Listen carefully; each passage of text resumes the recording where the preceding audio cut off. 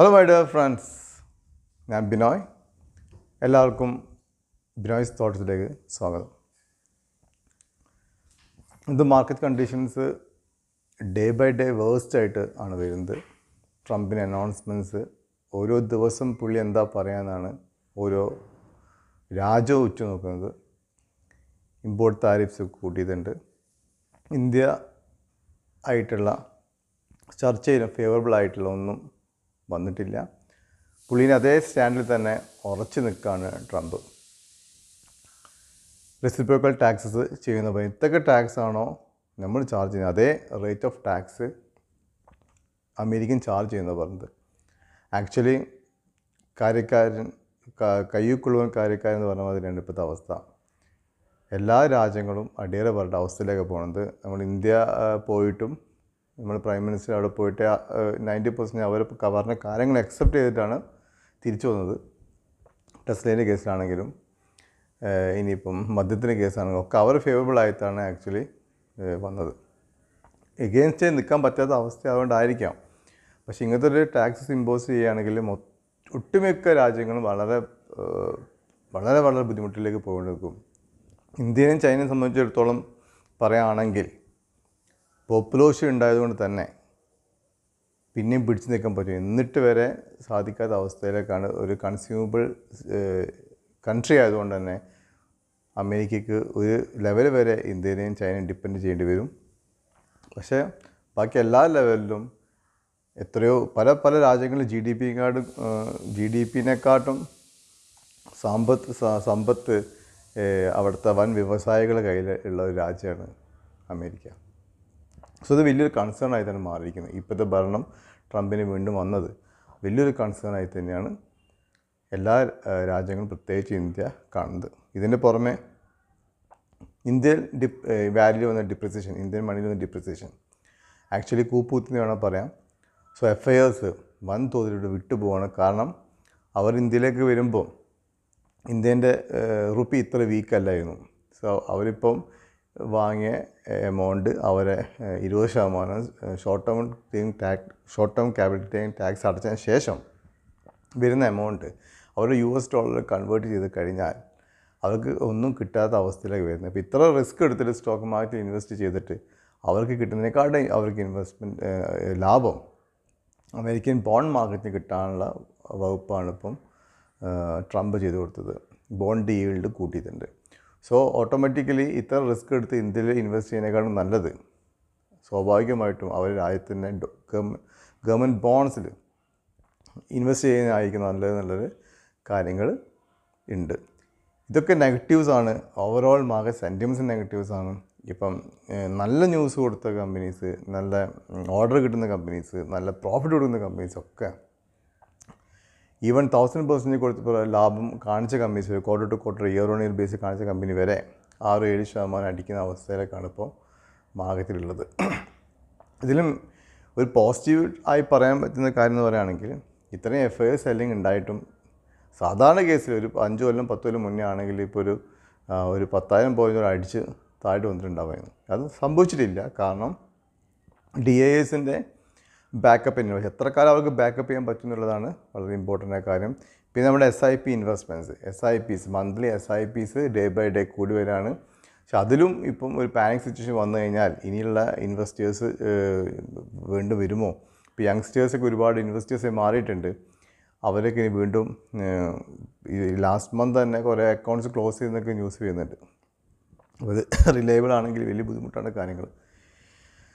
അപ്പോൾ ഈ അവസരത്തിൽ എന്ത് ചെയ്യണമെന്ന് ചോദിക്കുകയാണെങ്കിൽ ഇപ്പോൾ ഇൻട്രാഡേ കംപ്ലീറ്റ് ഒഴിവാക്കാം, സ്വിംഗ് ബേസ്ഡ് ട്രേഡ് കംപ്ലീറ്റ് ഒഴിവാക്കാം. ഇപ്പോൾ സ്വിംഗ് ബേസ്ഡ് ട്രേഡ് ഒരു റെക്കമെൻഡേഷൻ കൊടുക്കാൻ പറ്റാത്ത അവസ്ഥയാണ് ഇപ്പോൾ ഉള്ളത്. ഇപ്പോൾ മെമ്പേഴ്സിലൊന്നും ഇപ്പോൾ സ്വിംഗ് ബേസ്ഡ് റെക്കമെൻഡേഷൻ കൊടുക്കാൻ പറ്റുന്നില്ല. കൊടുത്തിട്ട് കാര്യമില്ല, വെറുതെ കൊടുത്തിരുന്ന കാര്യം. ഇപ്പോൾ ലാസ്റ്റ് വീക്കിൽ ഒരു ഓർഡർ ബേസിൽ നല്ല ന്യൂസ് ബേസിൽ വെൽസ്ബൻ കോപ്പ് കൊടുത്തു, 8% ഭാഗ്യവശാൽ കിട്ടി. അങ്ങനെ പറയാൻ പറ്റുള്ളൂ. സാധാരണ ഒരു ബുൾ മാർക്കറ്റിൽ 20% 30% കൊടുക്കേണ്ട ന്യൂസിൽ നല്ല ബ്രേക്കൗട്ടിലാണ് വെൽസ്ബൻ കോപ്പ് 8% മാത്രം കൊടുത്തത്. ഇതാണ് ഇപ്പോഴത്തെ അവസ്ഥ.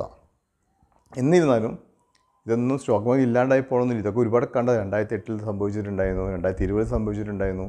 ഇതൊന്നും അങ്ങനെ പ്രശ്നങ്ങളൊന്നുമില്ല. പക്ഷേ ഇപ്പോഴത്തെ നല്ല വാല്യൂഷനുള്ള സ്റ്റോക്സ്, പല നല്ല സ്റ്റോക്സും even after giving good result താഴെ കിടക്കുന്നത്. അങ്ങനെ സ്റ്റോക്കിനെ ഐഡൻറ്റിഫൈ ചെയ്തിട്ട് മെല്ലെ മനസ്സിലാക്കി വെക്കുക കാര്യങ്ങളൊക്കെ. ഇത് കുറേശ്ശെ വാങ്ങിയിട്ട് പോർട്ട്ഫോളിയോ ആഡ് ചെയ്യാനാണ് നോക്കേണ്ടത്. ഓൾറെഡി ജൂപ്പിറ്റർ വാഗൺസ് പറഞ്ഞു, ജൂപ്പിറ്റർ വാഗൺസൊക്കെ നല്ല സ്റ്റോക്കാണ്, അവർ പല ഫീൽഡിലേക്ക് മാറിയിട്ടുണ്ട്.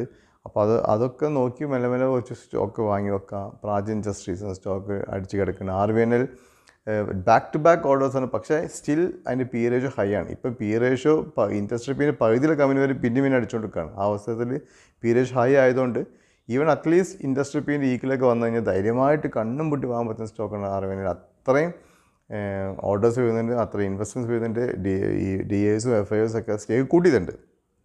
ലാസ്റ്റ് വീക്കിൽ ആൻറ്റിക് ബ്രോക്കിംഗ് എന്തോ അതിനെ ഡൗൺഗ്രേഡ് ചെയ്തിട്ടുണ്ട് because of P ratio high ആണ് പറയുന്നത്. ഓക്കെ, അപ്പം അതും നമ്മൾ ലിസ്റ്റിൽ വെച്ചിട്ട് ഒരു 300 താഴെ ഒക്കെ വരാണെങ്കിൽ ഇൻഡസ്ട്രി പിന്നെ ഈക്കിലൊക്കെ ആവുകയാണെങ്കിൽ ബൾക്ക് ക്വാണ്ടിറ്റിയിൽ വാങ്ങാൻ പറ്റിയ സ്റ്റോക്കാണ് RVNL. Number 1 leader in the railway space. അതുപോലെ തന്നെ ജിബക് ഫെർട്ടിലൈസേഴ്സ്, ഒരുപാട് സ്റ്റോക്സ് നമുക്ക് നമ്മൾ റഡാർ വെക്കാം. അതുപോലെ തന്നെ ഇന്ന് ഞാൻ പറയാൻ പോകുന്ന സ്റ്റോക്ക് എഞ്ചിനീയേഴ്സ് ഇന്ത്യ ലിമിറ്റഡ് സ്റ്റോക്കാണ്. 300 രൂപ എന്തിനാണ് ഈ ലെവൽ അടിച്ചുകൊണ്ടിരുന്നത് ഒരു കാരണമില്ല. എല്ലാ റിസൾട്ടൊക്കെ പോസിറ്റീവാണ്. പിന്നീട് ഒന്ന് തിരിച്ച് കയറാൻ നോക്കിയപ്പോൾ അടുത്ത അടിയും കൂടെ വന്നു, അതാണ് പറ്റിയത്. ഇപ്പോൾ എഞ്ചിനീയേഴ്സ് ഇന്ത്യ പറയാൻ കാരണം 2 ന്യൂസിന് ബേസ്ഡിലാണ്. ഒന്ന്, അവർ ഗ്ലോബൽ മേജറായ BP ഉണ്ടല്ലോ, BPPLC കമ്പനി, BPCL അല്ല, ഗ്ലോബൽ മേജർ ഈ ഓയിൽ ഇതിലും ഗ്യാസ് ആൻഡ് റിഫൈനിങ് ആക്ടിവിറ്റീസിലുള്ള ലോകത്തിലെ വമ്പൻ BP ഇവരായിട്ട് ഒരു ടൈപ്പ് വെച്ചിട്ടുണ്ട്. അതായത് അവർക്ക് BPക്ക് ഓൾ ഓവർ വേൾഡിലുള്ള എല്ലാ കാര്യങ്ങളും ടെക്നിക്കൽ സപ്പോർട്ട് കൊടുക്കണമെന്നാണ് ഈ കമ്പനിയുള്ളത്. BPൻ്റെ ഗ്ലോബൽ അസറ്റ്സായ refining, terminals, pipe lines, oil and gas, offshores എല്ലാ ഫീൽഡിലും ഇവർക്ക് ഒരു ടെക്നിക്കൽ സപ്പോർട്ട് കൊടുക്കാൻ വേണ്ടിയിട്ട് എഞ്ചിനീയേഴ്സ് ഇന്ത്യനെ ടൈപ്പ് ചെയ്തിട്ടുണ്ട്. നല്ലൊരു ന്യൂസാണത്. വേറെ ന്യൂസ്, ഗവൺമെൻറ് നമ്മുടെ ഇന്ത്യൻ ഗവൺമെൻറ് ന്യൂക്ലിയർ കപ്പാസിറ്റി ഇപ്പം വെറും 8 GW ഉള്ളത് 100 GW 2047 ആക്കാൻ ഉദ്ദേശിച്ചിട്ടുണ്ട്. അപ്പോൾ എഞ്ചിനീയേഴ്സ് ഇന്ത്യ ഇൻഡയറക്റ്റ്ലി ഈ ഒരു ഫീൽഡിലേക്ക് എൻ്റർ ചെയ്യാൻ പോകുന്നുണ്ട്. ചെറിയ ന്യൂക്ലിയർ പ്ലാന്റ്സ് ഒക്കെ എറക്റ്റ് ചെയ്ത് കൊടുത്തിട്ടുണ്ട് പല കമ്പനിയിലും. പക്ഷെ അവർ ഇതിന് വേണ്ടിയിട്ട് അവർ ഡൊമസ്റ്റിക് ആൻഡ് ഇൻ്റർനാഷണൽ ആൾക്കാരായത് ഡൊമസ്റ്റിക് ഇൻ്റർനാഷണൽ സ്റ്റേക്ക് ഹോൾഡേഴ്സിന് വേണ്ടിയിട്ട് അവർ ശ്രമിക്കുന്നുണ്ട്. അതൊരു ആവാം, വളരെ ഡൊമസ്റ്റിക് ഇൻ്റർനാഷണൽ സ്റ്റേക്ക് ഹോൾഡേഴ്സായിട്ടും സംസാരത്തിലാണ് നിൽക്കുന്നത് അവർ. അപ്പോൾ അത് എന്തിനാൻ വേണ്ടിയിട്ട് ന്യൂക്ലിയർ പ്ലാന്റ്സും കൺവെൻഷണൽ ന്യൂക്ലിയർ പ്ലാന്റ്സ് സെറ്റപ്പ് ചെയ്യാനും അതുപോലെ തന്നെ സ്മോൾ മോഡൽ റിയാക്ടേഴ്സ് ഉണ്ടാക്കുന്നത് ഒരു നല്ലൊരു സംഭവമാണ്. മോഡൽ റിയാക്ടേഴ്സ് വേറെ എനർജീസ് ഉള്ളൊരു ഫീൽഡാണ്. സ്മോൾ മോഡൽ റിയാക്ടേഴ്സ് ഉണ്ടാക്കാൻ വേണ്ടിയിട്ടും ഇവർ ടൈപ്പിന് വേണ്ടി ശ്രമിക്കുന്നതിൻ്റെ നല്ലൊരു ന്യൂസാണ്. അപ്പം ബേസിക്കലി എഞ്ചിനീയേഴ്സ് ഇന്ത്യ എന്ന് പറഞ്ഞൊരു engineering company design, engineering, procurement, construction and integrated project management സർവീസിലുള്ള കമ്പനിയാണ്. ഹൈ ക്വാളിറ്റി ആൻഡ് സേഫ്റ്റി സ്റ്റാൻഡേർഡ്സിലും എല്ലാം ചെയ്ത് കൊടുക്കുന്ന ഒരു വളരെ പ്രശസ്തമായ ഒരു PSU കമ്പനിയാണ് എഞ്ചിനീയേഴ്സ് ഇന്ത്യ ലിമിറ്റഡ്. സോ ഇതൊക്കെ 140 രൂപയെ ഇപ്പോൾ കിടക്കുന്നുള്ള സ്റ്റോക്ക്. അതായത് അതിൻ്റെ ഇയർ ലോയിലാണ് കിടക്കുന്നത്. 148 ആണ് അതിൻ്റെ ഇയർ ലോ. ഇപ്പോൾ 169 കിടക്കുന്നത്. ഇപ്പോൾ ഇത് കുറച്ച് വാങ്ങി വെക്കാം. ഇനി ഒരു 100 വരെയാണ് കുറച്ചും കൂടി വാങ്ങിയേക്കാം. അങ്ങനെ ഒരു ലോങ് ടേം പോർട്ട്ഫോളിയോക്ക് 100% വെക്കാൻ പറ്റിയ സ്റ്റോക്കാണ്. ഒരു 100% റിട്ടേൺ ഈ ലെവലിൽ നിന്നും കിട്ടും. ലാസ്റ്റ് ഞാൻ പറഞ്ഞ മാതിരി, വെൽസ്മഗോ പറഞ്ഞ മാതിരി, പിന്നെ ജൂപ്പിറ്റർ വാഗൺസ് പറഞ്ഞ മാതിരി ഈ ലെവലിന് ഡബിൾ ആവും. ഈ ലെവലിന് താഴ്ത്ത് വരുമോയെന്ന് അറിയില്ല. പക്ഷേ ഈ നിൽക്കുന്ന ലെവലിന് ഡബിൾ ആവാൻ സാധ്യതയുള്ള സ്റ്റോക്കാണ്. ഇന്നത്തെയോടുകൂടി സ്റ്റോക്ക് മാർക്കറ്റ് ഇല്ലാണ്ടാവുന്നൊന്നുമില്ല. ഇപ്പോൾ നല്ലൊരു സ്റ്റോക്ക് വാങ്ങിയിട്ട് നമ്മൾ അക്യുമുലേറ്റ് ചെയ്യാണ് വേണ്ടത്. വേറൊരു ന്യൂസ് പറയുന്നത് HPCLൻ്റെ LPG സ്റ്റോറേജ് ഫെസിലിറ്റി ബാംഗ്ലൂരുള്ള അത് ചെയ്യാൻ പോകുന്നത് എഞ്ചിനീയേഴ്സ് ഇന്ത്യയാണ്. ഇത് എക്സ്പെക്ട് ചെയ്യുന്നത് 2020 പകുതി നമ്മൾക്ക് കംപ്ലീറ്റ് ആക്കുന്നതാണ്. വേറൊന്നുള്ളത്, അവർ യുണൈറ്റഡ് അറബ് എമിറേറ്റ്സിൽ അവരുടെ പ്രസൻസ് കൂട്ടാൻ പോവാണ്. കാരണം അവർക്ക് ഒരുപാട് നല്ല ഓർഡേഴ്സ് യുണൈറ്റഡ് അറബ് എമിറേറ്റ്സ്, അതായത് അബ്രോഡ് ഓർഡേഴ്സ്, ഇൻ്റർനാഷണൽ ഓർഡേഴ്സ് കിട്ടുന്നുണ്ട്. അതുകൊണ്ട് തന്നെ അവർ യുണൈറ്റഡ് അറബ് എമിറേറ്റ്സിൻ്റെ ഓഫീസ് എക്സ്പാൻഡ് ചെയ്യാൻ പോവാണ്. ഈ 2025 ഏപ്രിൽ മുതൽ അതിനുള്ള പണികൾ തുടങ്ങാണ്. ഇവർക്ക് റീസെൻ്റ്ലി അബുദുബായ് നാഷണൽ ഓയിൽ കമ്പനി 190 കോടിയുടെ ഓർഡർ കിട്ടിയിട്ടുണ്ട്. അതുപോലെ തന്നെ അറാംകോ എന്നൊരു കമ്പനിയുണ്ട്. സൗദി അറേബ്യയിലെ കമ്പനിയാണ്, വലിയ എണ്ണ ശുചീകരണ കമ്പനിയാണ്. റീസെൻ്റ്ലി വെൽസ്പൻ കോപ്പിന് ഓർഡർ കിട്ടിയത്, അതിൻ്റെ ബേസിലാണ് ഞാൻ മെമ്പേഴ്സ് തന്നെ വീഡിയോ ഇട്ടിരുന്നത്.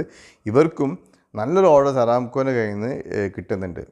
അതുകൊണ്ട് തന്നെ അവർ സൗദി അറേബ്യയിൽ ഈ ഒരു അറാംകോയിലെ ഓർഡർ ത്രൂ സൗദി അറേബ്യയിൽ നല്ലൊരു ഓർഡർ ഭാവിയിൽ കിട്ടും എന്നാണ് ഇവർ എക്സ്പെക്റ്റ് ചെയ്യുന്നത്. ഗ്രീൻ ഹൈഡ്രജൻ ഫീൽഡിലാണെങ്കിലും ഓയിൽ എക്സ്പ്ലോറേഷൻ ഫീൽഡിലാണെങ്കിലും കിട്ടും എന്നുള്ള എക്സ്പെക്റ്റേഷൻ അവർക്കുണ്ട്. ടോട്ടലി ഒരു ബീറ്റൺ ഡൗൺ സ്റ്റോക്കാണ്. അങ്ങനെ റിസൾട്ട് നല്ലതായിരുന്നു. പല കമ്പനി റിസൾട്ട് ഒരു മോശം, പ്രാചീന റിസൾട്ട് കുറച്ച് മോശമായിരുന്നു, 30% ഡൗൺ സൈഡ് ആയിരുന്നു. ആർവേൻ്റെ റിസൾട്ട് എക്സ്പെക്റ്റഡ് അല്ല. പക്ഷേ എഞ്ചിനീയേഴ്സിൻ്റെ റിസൾട്ട് നല്ല റിസൾട്ടായിരുന്നു. 2023 52 കോടി കാണിച്ച സ്ഥാനത്ത് ഡിസംബർ 2024 93 കോടിയാണ് ലാഭം കാണിച്ചത്. പിന്നെ ഓൾട്ടുഗതർ നോക്കുകയാണെങ്കിൽ പ്രസൻറ്റ് പ്രൈസ് 169.36 ആണ്, ഇയർ ഹൈ 303 ആണ്. സോ ഇയർ ലോ 148 ആണ്, ഓൾമോസ്റ്റ് ഇയർ ലോ ആണ്. പി റേഷ്യോ ഇൻഡസ്ട്രിയൽ പീൻ്റെ പകുതിയുള്ളൂ. ഇൻഡസ്ട്രിയൽ പീൻ്റെ പകുതിയുള്ള പി റേഷ്യോ ഉള്ള കമ്പനിയൊക്കെ വളരെ കുറവാണ് ഇപ്പോൾ കാണുന്നത്. EPS 7.39 ആണ്, ബുക്ക് വാല്യൂ 40 രൂപ ഉണ്ട്, റിട്ടേൺ ഓൺ ഇക്വിറ്റി 19.74 ഉണ്ട്. അത് നല്ലൊരു പോസിറ്റീവ് സാധനമാണ്. ഓൾമോസ്റ്റ് അല്ല ഡെപ്റ്റ് ഫ്രീ കമ്പനിയാണ്, കടമില്ലാത്ത ഒരു കമ്പനിയാണ്. ഷെയർ ക്യാപിറ്റൽ സാധാരണ കേസിലുള്ള ഒരു എഞ്ചിനീയറിംഗ് കമ്പനി നോക്കുകയാണെങ്കിൽ 250 കോടി ഷെയർ ക്യാപിറ്റൽ ഉള്ളൂ. അതേസമയത്ത് റിസർവ് ആയിട്ട് 1975 crores ഉണ്ട്. ഷെയർ ഹോൾഡിംഗ് പാറ്റേൺ നോക്കുകയാണെങ്കിൽ പ്രൊമോട്ടേഴ്സിൻ്റെ അടുത്ത് 51.83, ഗവൺമെൻറ്റിൻ്റെ അടുത്ത് 51.83 ഉണ്ട്. FIS 6.89% ഹോൾഡ് ചെയ്യുന്നുണ്ട്. വളരെ ശ്രദ്ധിക്കേണ്ട ഒരു കാര്യമാണ്. DIS 10.06 ഹോൾഡ് ചെയ്യുന്നുണ്ട്. സോ നല്ലൊരു DIS FIS മ്യൂച്വൽ ഫണ്ട്സ് സ്റ്റേക്കുള്ള കമ്പനിയാണ് ഈ engineers India. LIC mutual fund എടുത്തിട്ടുണ്ട്, പിന്നെ HSBC സ്മോൾ ക്യാപ്പ് ഫണ്ട് എടുത്തിട്ടുണ്ട്. അങ്ങനെ ഒരുപാട് നല്ല നല്ല മ്യൂച്വൽ ഫണ്ട്സ് എടുത്തുകൊണ്ടുള്ള സ്റ്റോക്കാണ് എഞ്ചിനീയേഴ്സ്. അനാവശ്യമായത് അടിച്ചു കൊണ്ടുവന്ന സ്റ്റോക്ക് കൂടിയാണ്. ബുൾമാർക്കുള്ള സമയത്ത് തന്നെ നന്നായിട്ടൊരു 280 ലെവലിൽ തന്നെ അടിച്ച് ഒരു 200 ബിലോ കൊണ്ടുവന്ന സ്റ്റോക്കാണ്. അതിനുശേഷം ഈ എല്ലാ ഓവറോൾ മാർക്കറ്റ് നടീൻ്റെ പേസിലാണ് ഇത്രയും താണു പോയത്. ഈ സ്റ്റോക്ക് നോക്കി നോക്കാം, ഫണ്ടമെൻറ്റ്സുള്ള നല്ല സ്ട്രോങ് സ്റ്റോക്കാണ് ഈ സ്റ്റോക്ക്. സോ ഇതും നിങ്ങൾ പോർട്ട്ഫോളിയോ ആഡ് ചെയ്യാൻ പറ്റിയ സ്റ്റോക്കാണ് എഞ്ചിനീയേഴ്സ് ഇന്ത്യ. ഇപ്പോൾ നിലവിൽ ഈ എല്ലാ ന്യൂസൊക്കെ ഇപ്പോൾ റിസിൽ വന്ന ന്യൂസ്, ഒരുപാട് ന്യൂസ് എഞ്ചിനീയേഴ്സ് ഇന്ത്യയിലുണ്ട്. ഈ BP ആയിട്ടുള്ള ടൈപ്പ് ഒക്കെ റീസെൻ്റ്ലി വന്നൊരു ന്യൂസാണ്. ചിലപ്പോൾ ഒരു ബൗൺസ് ബാക്ക് വരാണെങ്കിൽ ഒരു 190 ഒക്കെ വരെ പോകാൻ സാധ്യതയുണ്ട്. പക്ഷേ ഈ മാർക്കറ്റ് കണ്ടീഷൻ വേസ്റ്റ് ആണെങ്കിൽ എന്തായാലും തിരിച്ച് റീബൗണ്ട് ചെയ്യൂല. പക്ഷേ ഇതിപ്പോൾ ഓൾമോസ്റ്റ് ബേസാണ് കമ്പനി. ഇനി അങ്ങോട്ട് താഴാനുള്ള ചാൻസ് വളരെ കുറവ്, സപ്പോർട്ടിലാണ് ഇപ്പോൾ സ്റ്റോക്ക് നിൽക്കുന്നത്. സോ ലോങ് ടേം പേർപ്പസിലേക്ക് നിങ്ങൾ കൺസിഡർ ചെയ്യാൻ പറ്റാവുന്ന മറ്റൊരു സ്റ്റോക്കാണ് engineers India limited. So as usual ഞാനൊരു SEBI രജിസ്റ്റർ അനലിസ്റ്റ് അല്ല, അതുകൊണ്ട് സ്വന്തം പഠിച്ച് മനസ്സിലാക്കിയിട്ട് മാത്രം ഇൻവെസ്റ്റ് ചെയ്യുക. പുതുതായിട്ട് അല്ലെങ്കിൽ ചാനൽ കാണുന്നുണ്ടെങ്കിൽ സബ്സ്ക്രൈബ് ചെയ്യുക, മാക്സിമം എൻ്റെ വീഡിയോസ് ഫ്രണ്ട്സിലേക്ക് അയച്ചു കൊടുക്കുക, ലൈക്ക് ചെയ്യുക, കമൻറ്റ് ചെയ്യുക. Thank you very much.